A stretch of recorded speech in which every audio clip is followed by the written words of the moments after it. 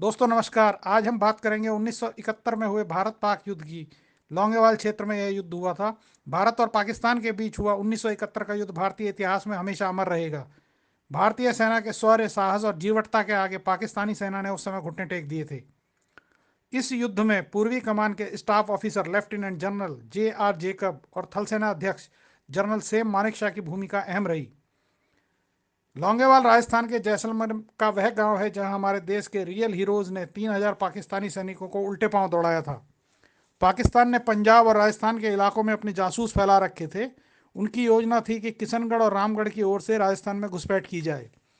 उस समय पाकिस्तान के ब्रिगेडियर तारिक मीर ने अपनी योजना पर विश्वास प्रकट करते हुए यह कहा था कि इंशाअल्लाह हम नाश्ता लौंगेवाल में, दोपहर का खाना रामगढ़ में और रात का खाना जैसलमेर में करेंगे।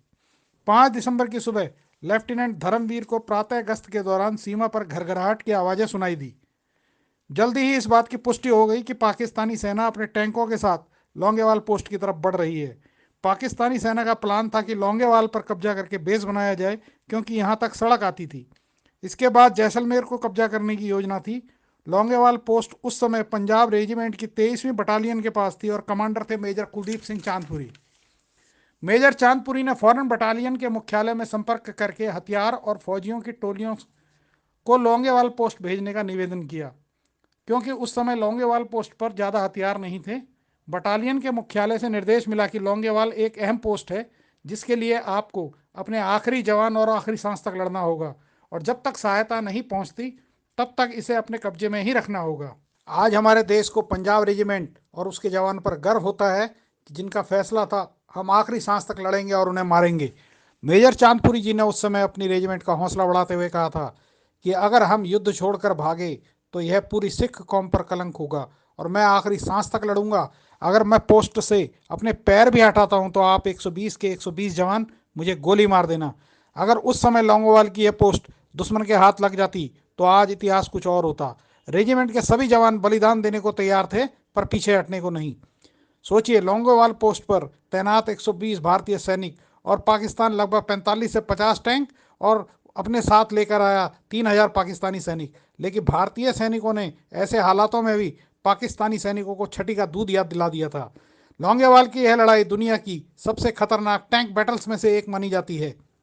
भारतीय सेना के शौर्य का अंदाजा इसी बात से लगाया जा सकता है कि भारतीय पक्ष के 2 जवान शहीद हुए और एक एंटी टैंक माइन नष्ट हुई।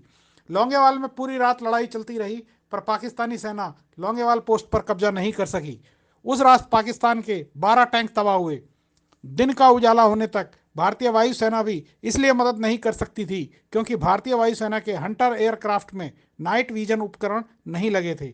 उजाला होने पर भारतीय वायुसेना के फ्लाइट लेफ्टिनेंट D.K. दास और फ्लैग ऑफिसर R.C. गोसाई अपने विमान को काफ़ी कम ऊंचाई पर लेकर आए और पाकिस्तान के T-59 टैंकों पर बाज की तरह टूट पड़े और पाकिस्तानी टैंकों और लगभग 100 सामरिक गाड़ियों को नष्ट कर दिया, जिससे पाकिस्तानी सेना की कमर टूट गई। भारतीय वायुसेना के इस हमले में पाकिस्तानी सेना के लगभग 45 टैंक तबाह हो गए। एयरफोर्स के हमले के बाद राजपुताना राइफल्स की 17वीं बटालियन भी टैंक लेकर लौंगेवाल पहुंच गई थी, लेकिन तब तक पाकिस्तानी सेना मरते पिटते हुए वहां से वापस रफू चक्कर हो चुकी थी। लौंगेवाल की लड़ाई में भारतीय सेना के अदम्य साहस और शौर्य प्रदर्शन का ऐसा मौका थी जिसके दुनिया में आज भी चर्चे होते हैं। इन्हीं मेजर कुलदीप सिंह चांदपुरी और उनके साथियों को लेकर लौंगेवाला मोर्च पर दिखाई बहादुरी पर बॉलीवुड फिल्म बॉर्डर भी बनाई गई थी, जिसमें चांदपुरी जी की भूमिका सनी देओल ने निभाई। दोस्तों, हम अब अगले भाग में बात करेंगे इसी 1971 के भारत पाकिस्तान युद्ध में हमारी नौसेना की भूमिका के बारे में। धन्यवाद।